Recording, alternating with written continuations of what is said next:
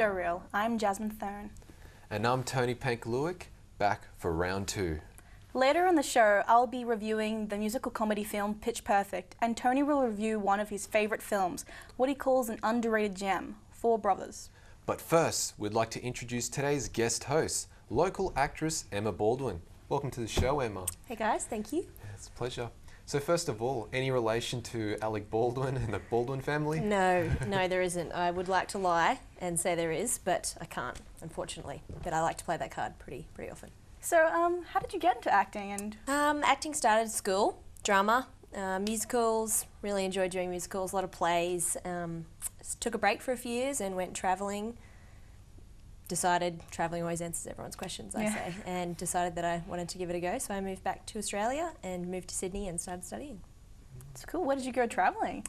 I lived in London and parts of Europe, and then ages in Bali, randomly.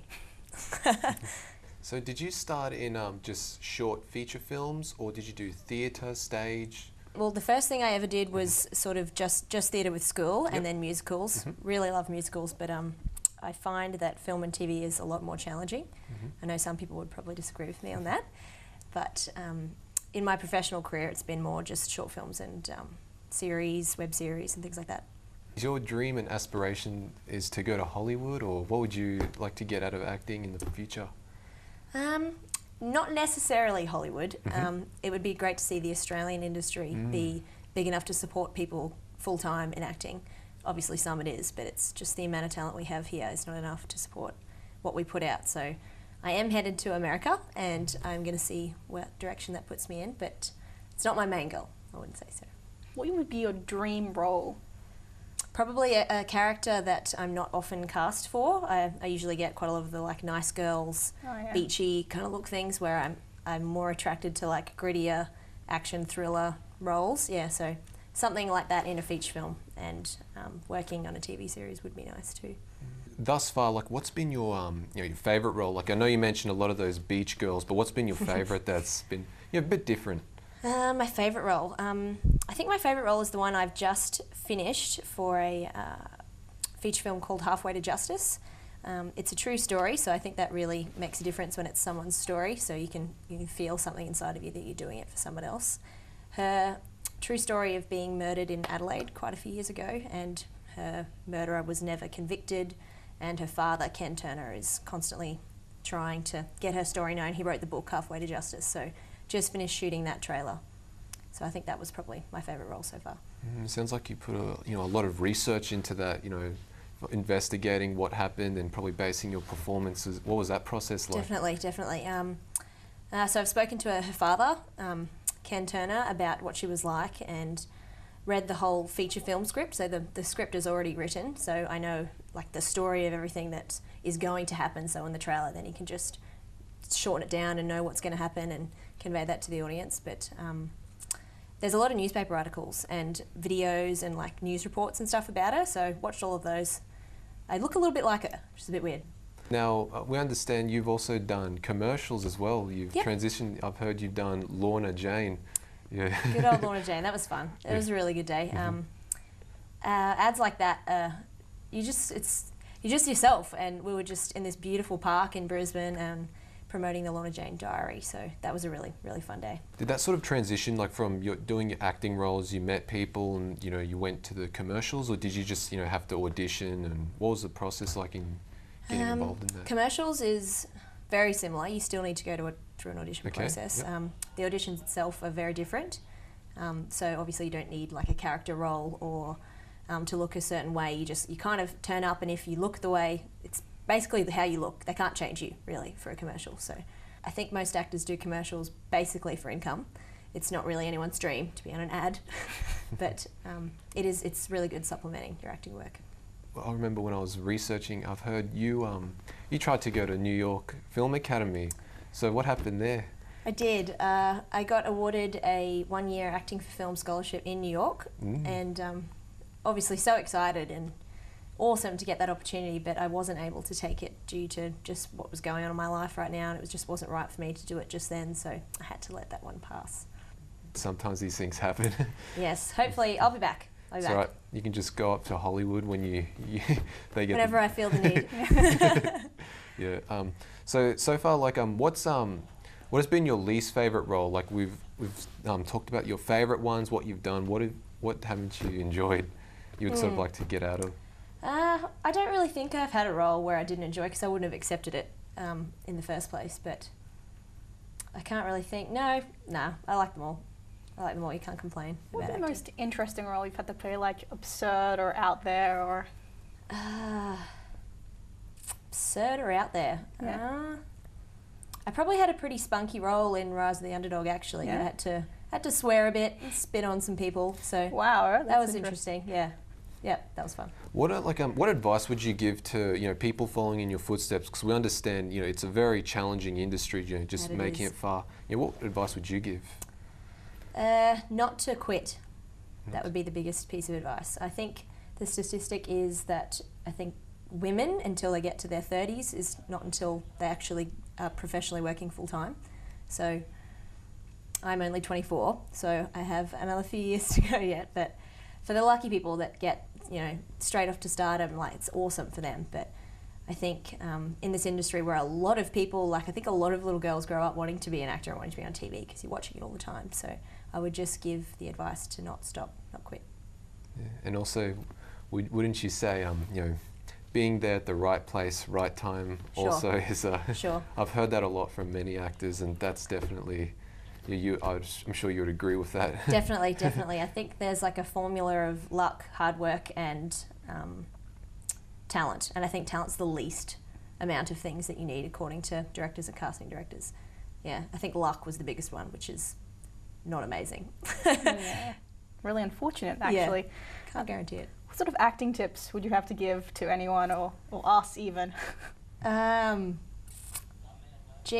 Probably just to try and relax and just try and be yourself. And if a character really doesn't fit you when you're starting out, I wouldn't take it, because it is very hard to become someone else. And I think everyone likes it a little bit though, because people watch movies to like escape from their own realities quite a bit. So I think we get a bit addicted to just being someone else. We're sick of our own lives.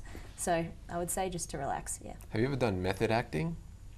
Definitely. I think I use a bit of method acting without meaning to. I find it quite easy. I don't think it's the same for everyone, but I find it quite easy to just draw off my own experiences. I tried with travelling to get a lot of experiences of my own so I could use those. So I think in NIDA, actually, they don't take you if you haven't had life experience. Oh. So, yeah. Well, that's fascinating, but we have to take a break now. We'll be back soon for more Showreel. Don't go away.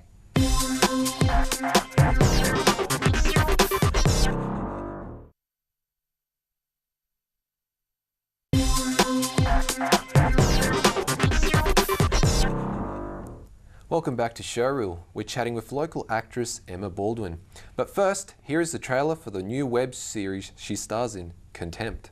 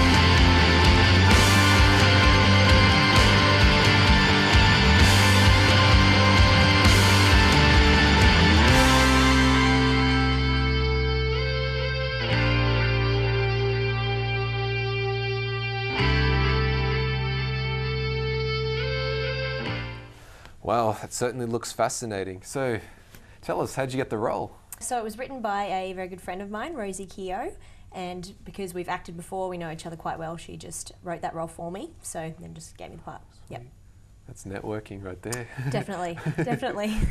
That's a web series, so can we find it on YouTube or? Yeah, the first episode is just about to be cut, so it won't be up yet. The trailer's there, so if you just follow that channel on YouTube, then you'll be able to watch it.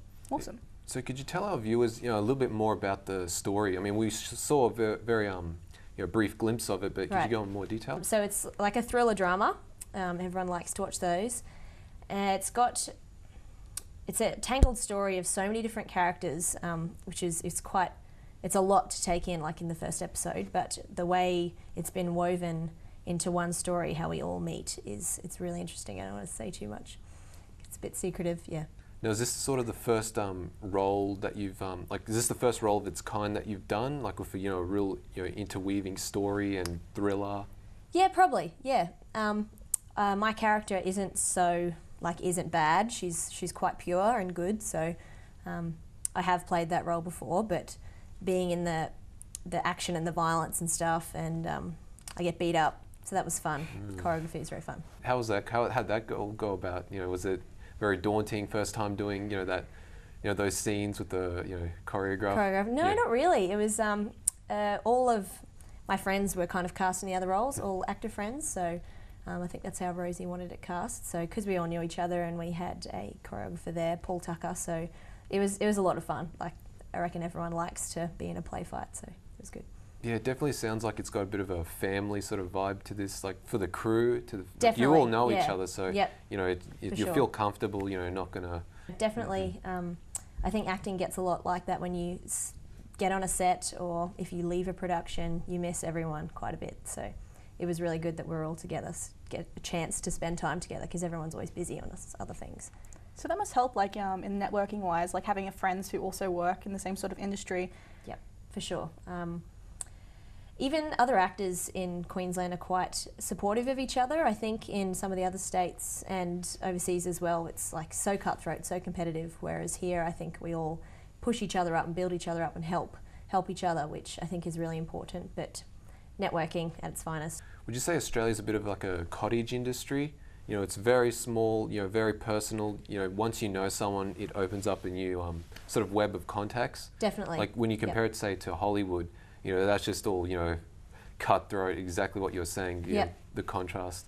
I would say that I haven't any personal experience yet in LA, but I would say that if you knew the right person over there, then you wouldn't have to know too many more people. But in Australia, there are a lot of amateur filmmakers, so you can think you know the right person and it's not really the right person, but just getting to know good actors, I think, and good directors and good script writers, it's not only like good for yourself and good for your creativity, is definitely the way that opened doors, I would say.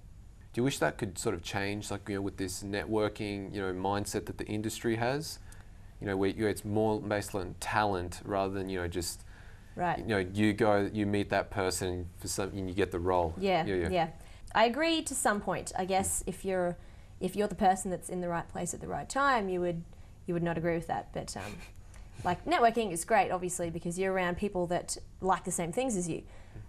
But it would be better, I think, if talent played a bigger part. Not that it doesn't play a big part, but I think in some circumstances it should be bigger. I definitely agree with you because I notice it's really sad. Like we got a lot of young, aspiring, talented actors and actresses that really like to make it into movies and roles, but they like say big time producers, they always cast maybe like sports stars or reality TV stars, and they get the roles. And it's just based on the publicity rather than these young, hungry talent. Definitely. Yeah. Definitely. Sometimes you see people recast in a lot of things as well, and I think it's hard for an audience to see them in another role all the time because you get to know them. It's like some of the people from Home and Away and Neighbours say, because you know them and you love them as the role that they're in. So to see them in something else, you just don't believe it. Would you say that's like typecasting or a little bit? Definitely. Yeah, for sure. Big typecasting in Australia. Well, lucky for Chris Hemsworth, he got away with that. It's Thor now. He's great, yeah. Him and Liam are really great, and they're something that we can all aspire to do. They kind of got out of that.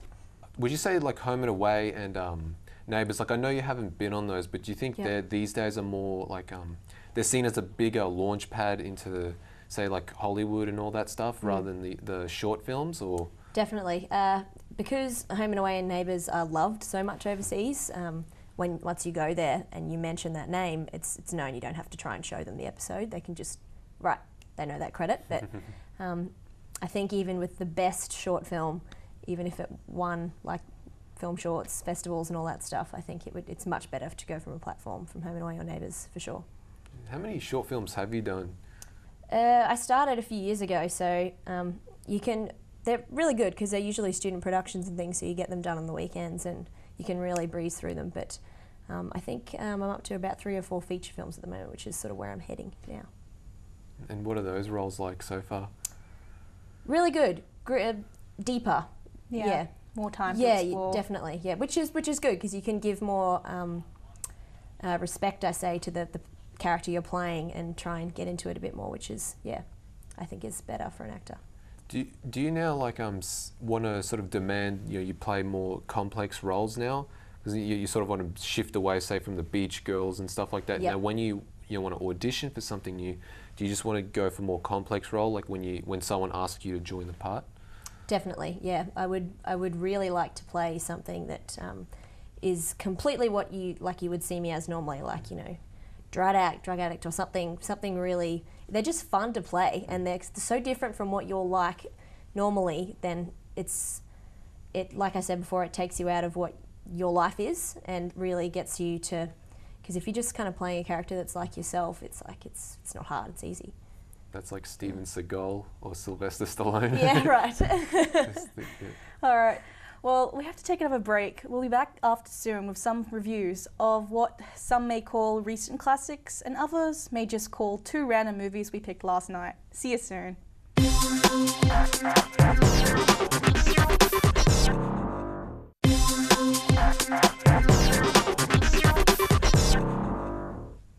Welcome back to Showreel. Now it's time for flashback reviews. So for my review, we're going to wind back the clock to 2005, the year where Pimp My Ride was the hottest show on pay TV. But for you Rev heads out there, sorry to let you down because my review is not on Pimp My Ride, but instead it's on Four Brothers. Four Brothers is a crime drama film starring Mark Wahlberg, Tyrese Gibson, Andre Benjamin, and Garrett Hedlund. John Singleton, most famous for his work for Boys in the Hood in 1991, directed the movie. Singleton returns to his roots, telling stories that revolves around violence within urban street hood environments and neighborhoods. So let's take a look at the trailer. The greatest mother four degenerates ever had. What makes a brother? Good to see you. You gonna stick around a little while this time? Thinking about it, Ma. It's more than the color of your skin. I'm your Uncle Bobby. You're right. Your grandma, she adopted me and Uncle Jack like she did your daddy. It's the people you call family. She only came across 4 delinquents so far gone she couldn't find anyone to take them in. So she did. Try one more time. Get him, Jerry. Yeah, get him, Jerry. The film is a story about the Mercer brothers, Bobby, portrayed by Mark Wahlberg, Angel, portrayed by Tyrese Gibson, Jeremiah, portrayed by Andre Benjamin, and Jack, portrayed by Garrett Hedlund. They all seek revenge over the murder of their adopted mother. Set in a gritty, snow-filled winter of Detroit, the story begins with a bang, both figuratively and literally, as we see the murder of Evelyn Mercer, the adopted mother, take place in a robbery at a grocery store. Upon hearing the news, the four brothers reunite in Detroit to bury their beloved mother. However, soon after, the Mercer brothers realize that the robbery was in fact a cover-up for an assassination attempt on their mum. From there, we follow their journey to find the lead culprits behind the act. Though the plot is a simple revenge tale, Four Brothers manages to transcend being cliché as it uses an interesting twist upon the genre by utilizing 2 black American and 2 white American actors to portray the siblings, which is to say a very unique family dynamic, and their interaction between each other is very gripping.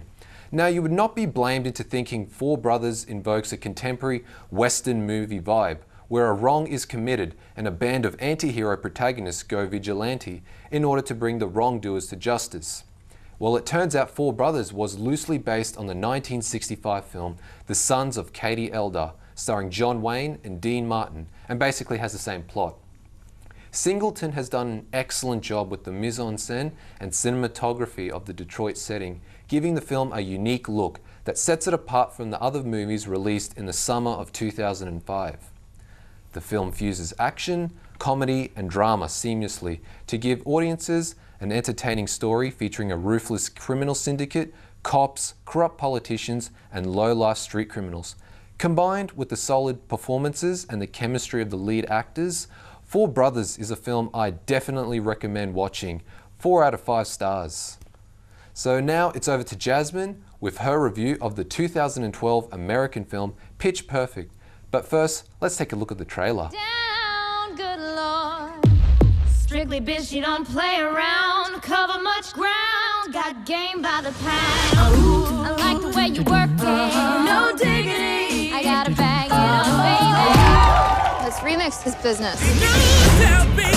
What boring estrogen-filled set have you prepared for us? Hey, Amy! I just been shot! You guys are gonna get pitch slapped so hard, your man boobs are gonna concave. Honestly, it's a better version of Glee and a song version of Step Up. Pitch Perfect was, how did I say this, absolutely appropriate for its target demographic. If you're in high school or university and you like the singing or the ever-popular Glee, this film is for you. However, if you have a quirky sense of humour and can laugh at the absurd, this film is also for you. The humour was absolutely spot on. Several ace and downright mentally questionable lines were delivered with stoic expressions and complete solemnness, cracking up the audience every time. The film uses this self-awareness of genre to allow us to believe just exactly what is happening.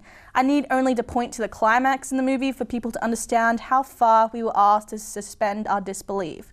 We're forced to witness the bitch battle of all time with some slapstick comedy thrown in, as well as something to make you gag, just a little. You might also gag at the amount of times certain jokes are used repetitively. It gets annoying. The characters were, I'm sad to say, flat and one-dimensional. Fat Amy was there only for comic relief, which she did very well. Very well. The angst the main character was going through, I can't even remember her name, that's how well this girl stuck in my mind, was cliche and boring. Her love interest was a sort of been there, done that by every other teen flick. The Whisperer, her name eludes me as well, was my favourite character, making everyone lean in towards the screen and all the people talking to just shut up just to hear what she's saying. The antagonist was catty, and that's it. And who the hell cast the two mains? They have just about as much chemistry as Ginny and Harry did in the last Harry Potter film. There's more spark in my brain when I sleep at night. There's more heat between a rock and a leaf left out in the Arctic. In fact, they would have been better cast as siblings. The playful tone fit it much more. The thing you'll walk out thinking about most of all is the music. Beautiful, clear, and melodic, a cappella combined with current top tracks equals a major success. Honestly, the highlight of the film was listening to the mesh of songs combined harmonically and sung by the actors' actual voices. Or were they? I have my doubts. Last but not least, I'd like to go over some annoying points that just rubbed me the wrong way. A, the end scene. I'm pretty sure they use music when they sung. I don't know about you, but I thought a cappella was music but with our mouths. Whatever, I'm sure there is some justifiable reason, but I can't find it. I would have thought they should have just been disqualified. B, what the actual hell was that last song? It was too meshed up, too changed for me to even like it. To be perfectly honest, the Troublemakers deserved to win. They didn't use backup music, their performance was better, not to mention they choreographed and moved well. All up, they were just better. C, references to Breakfast Club were done to death by Easy-A. The fact that the two films were so similar in humour as well as age demographics made it feel somewhere too close and therefore too easily connectable. It felt a bit like a music student had copied Easy-A's script and as a result ended up with some sort of distorted clone. I give Pitch Perfect 3 R's out of 5. So Emma, have you seen either of these films or? I have seen Pitch Perfect and I agree with most of your points there, but I haven't seen Four Brothers and I will now. Definitely. It's a very unique film, very entertaining. You'll get your money's worth. Awesome, Yeah. Sounds good. So actually that's going to bring me to my next question. What is like your favourite film? I think my favourite film at the moment is Into the Wild, which main actor is Emile Hirsch. Brilliant. He doesn't do much speaking, there's not a lot of dialogue or anything in there to follow. I think it's just the story of escaping into the wild from the modern society. I think it's kind of relevant lately. Everyone's kind of disliking what's happening with, politics and like the way we treat the world lately, so I think it's pretty relevant. Yeah. Is that sort of like your favourite genre film, those sort of escapist adventure films? Yeah, I think everyone likes to watch them. Yep. Another escape from your life, but I don't think there's any other films like that, really. at the moment. I think my favourite genre would probably just be anything with Leonardo DiCaprio in there. Well, Leo is just fantastic, but that's all we have time for today. Thank you for joining us. You're welcome. Thanks, Thank Emma. you. Yeah. So make sure to check out the Showreel podcast on our Twitter, Facebook and YouTube pages. Tune in next week for more Showreel. See you then.